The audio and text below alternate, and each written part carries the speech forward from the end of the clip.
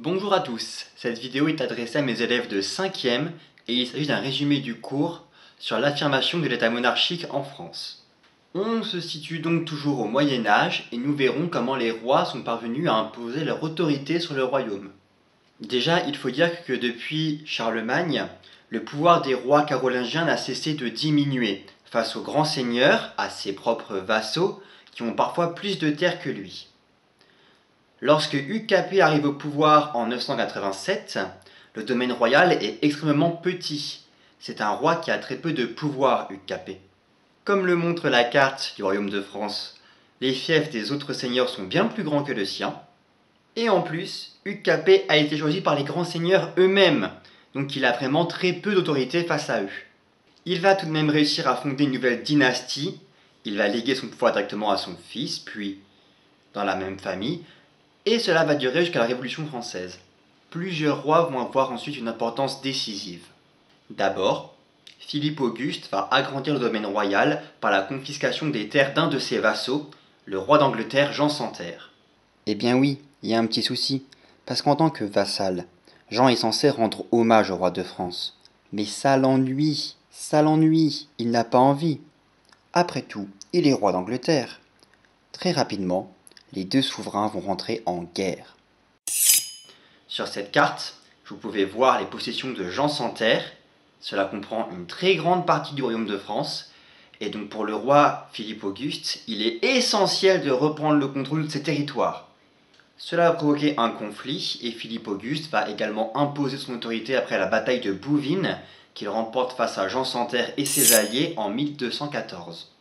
Le royaume de France est alors sauvé de justesse et le domaine royal est considérablement étendu.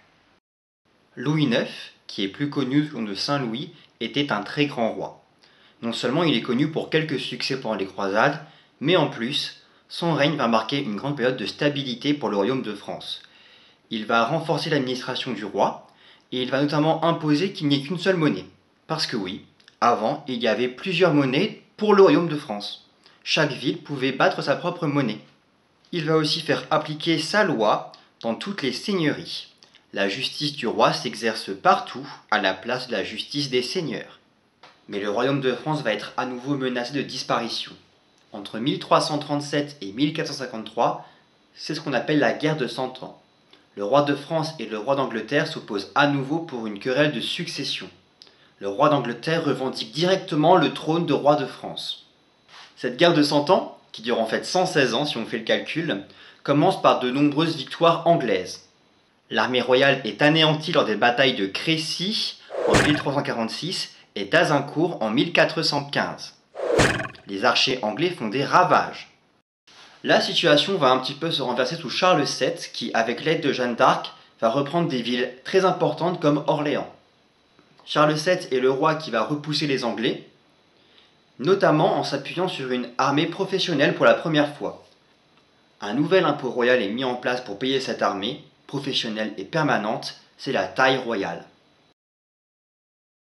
En résumé, les premiers Capétiens ont bien peu de pouvoir à cause du système féodal. Ce sont les réformes successives au cours du Moyen-Âge qui vont permettre l'apparition d'un État monarchique moderne.